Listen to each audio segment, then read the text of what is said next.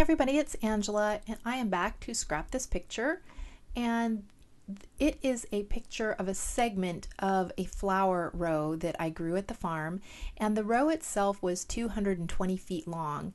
And it was just a wall of flowers. We grew it for, it's kind of a pollinator row for the birds and bees and bugs and stuff because we are an organic farm. And my dilemma was when I backed up to get the whole row in a photograph, it was so far away you couldn't really tell, what I was taking a picture of, or you couldn't see the individual flowers because they were so far away. But if I got in close, you couldn't tell what a big wall of flowers those were. So I'm going to use that photo I showed earlier of a segment of the row, just to kind of show how big it was. And then I'm just going to draw some close-ups here of some of the individual types of flowers I grew. Here I'm drawing some zinnias, and that's a picture I took myself. And the zinnias weren't really fresh at that point. They're kind of tattered looking there. So I'll draw them, all pretty. And then I also drew some coreopsis, which I also put on above the zinnias. And then I'm also going to do some marigolds down here on the bottom. And I didn't have a picture on hand of the marigolds, so I have to go to the internet and find a picture of marigolds here in a second. There we go. So I'm just going to look on my phone. I scanned through, found some marigolds just for reference. And I'm just going to cluster them kind of to the right hand side of my photo just to kind of show close up the types of flowers that I grew. And then I want to use some of my spray inks on this as well. And I'm trying to use colors, reds and oranges and yellows, real hot colors, because it was hot out there this year. It was really hot in Oregon, it was getting up in the 100-degree ranges. And I would stand next to that flower row, and the amount of bugs and bees, that row just buzzed.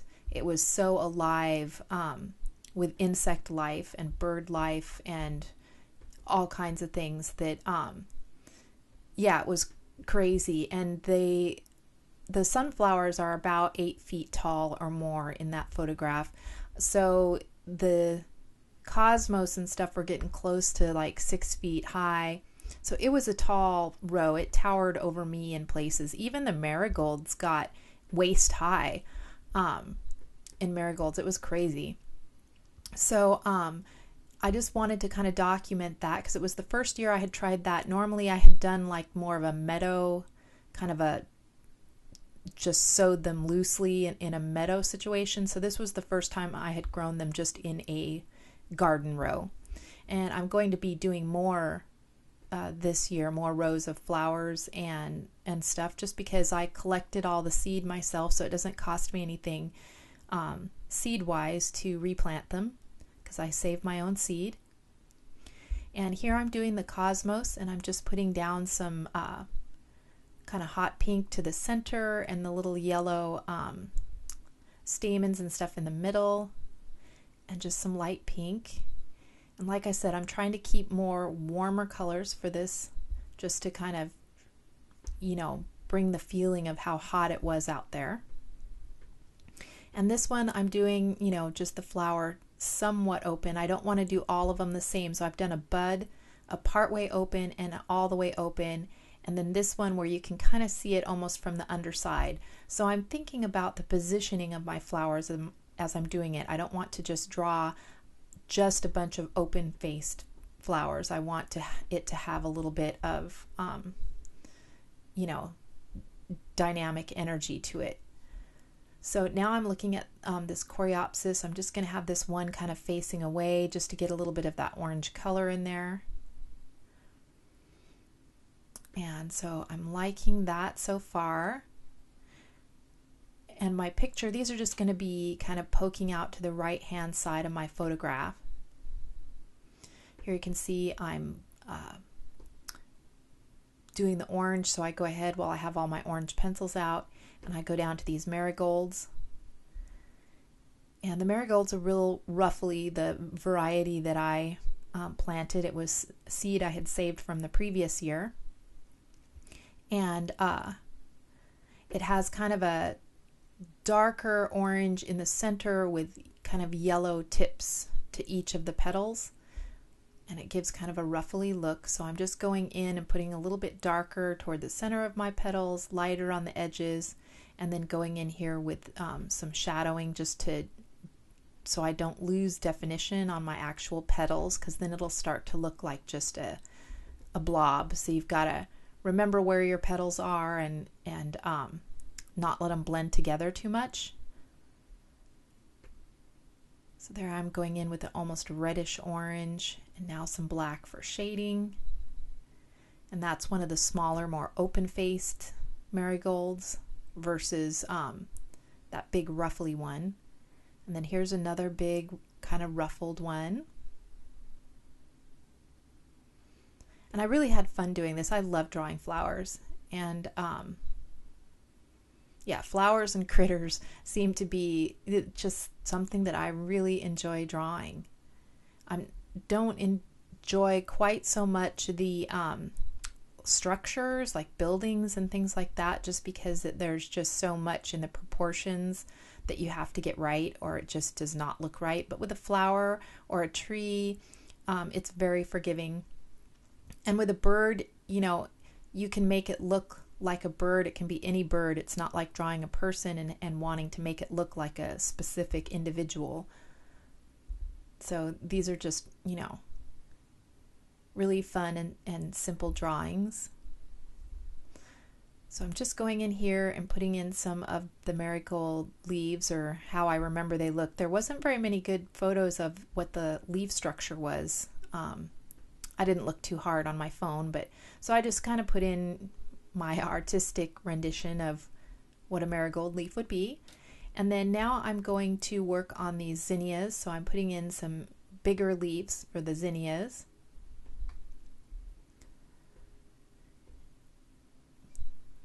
And just putting in darker veins and then lighter for the broad part of it, and then going back in with a little bit of shading. And like I said, I'm not, spending too much time on this. I'm not getting super detailed or anything like that. Yeah, I just looked at that picture of the red zinnias just to get an idea. So I moved that over so I have something to look at. And there was a lot of different kinds. I had pink ones. I had ones that have those funky cone type tops to them. And they were all different kinds and colors because, like I said, I just save my own seeds so they cross-pollinate. And I never know exactly what I'm going to get the next year when I plant those seeds. So it's always a pleasant surprise. And usually I'm the one that weeds the flower rows when I first plant them, because I don't trust the farmhands to pull the right weeds.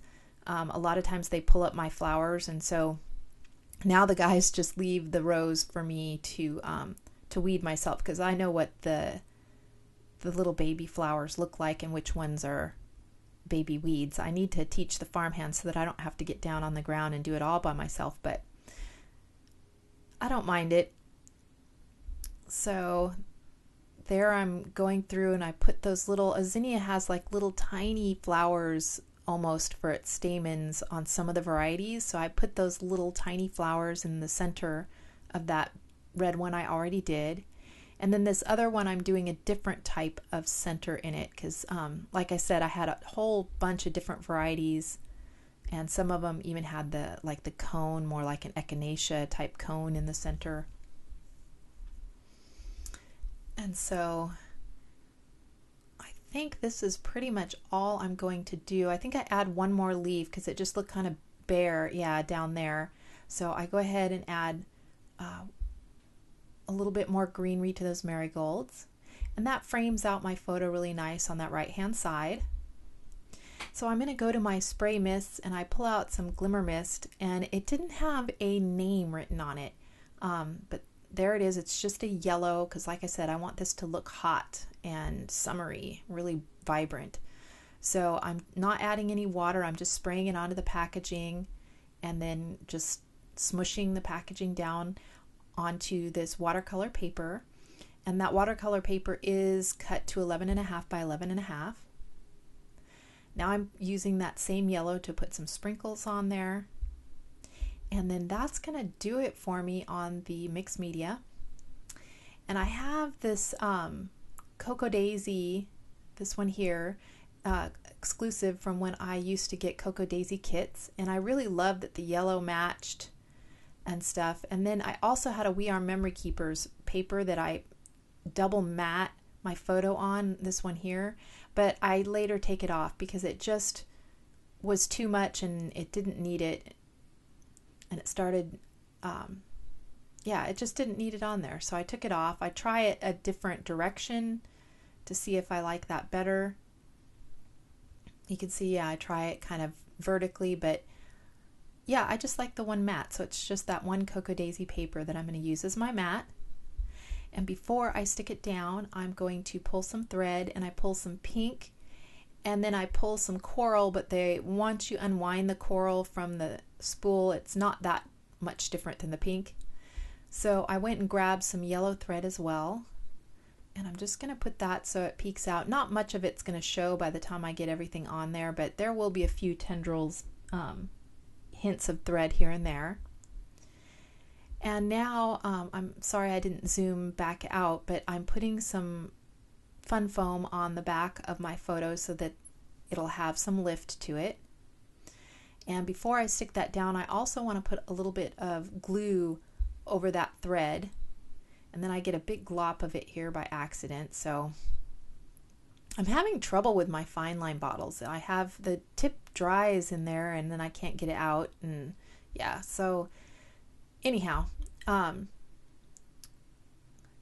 go ahead and I think I'm putting adhesive on the back of my fun foam, and just going to go ahead and place my photo, and hopefully I zoom back out here.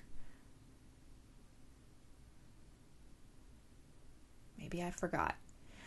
What I'm doing is I'm looking through the Paige Evans Oh My Heart collection. It's a new one from Pink Paisley. I'm just putting a little bit of glue on the back of that chipboard piece because it was over that thread, so it was having a hard time sticking. And then I put that whole lot of lovely banner from the chipboard pieces as well.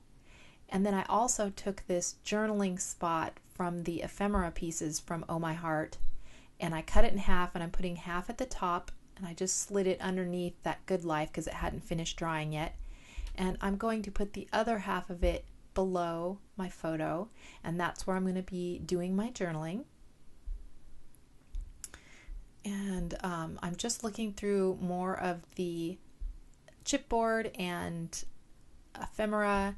I couldn't find anything else I wanted to add, but I did want to put some enamel dots, so I'm searching through all of my dots, and I wanted some yellow ones, and I only had some that were really light yellow. And so I found some stars from the Chamel line. There were some stars and hearts, and there were two kind of a corally pink, a baby pink, and then in hearts, and then a yellow in stars. So even though I didn't really want a star on there, I went ahead and put the star just because the yellow matched so well. And I put some on the upper left hand above that journal card, and when I zoom out here in a minute, you'll see that I put 3 on the bottom right hand of the second piece of journal card that I put down.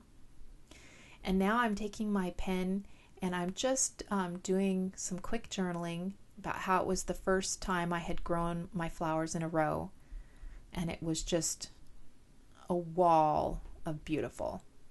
So there you can see the journaling piece that I put at the bottom, and it was just lacking something. It was kind of blank down there at the bottom and stuff. So I went and found 2 close-up photos I had taken, one of the marigolds that I'm sticking down at the bottom, and then one of a zinnia with a bee coming to it at the top. So those are photos that I took myself, and there you can see the enamel dots and the extra photos, and there's the drawing with the splatters on it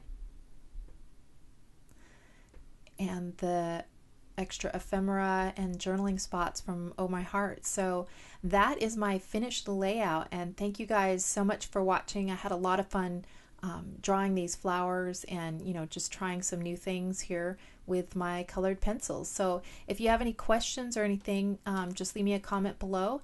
And thank you guys so much for watching. I'll talk to you later. Bye.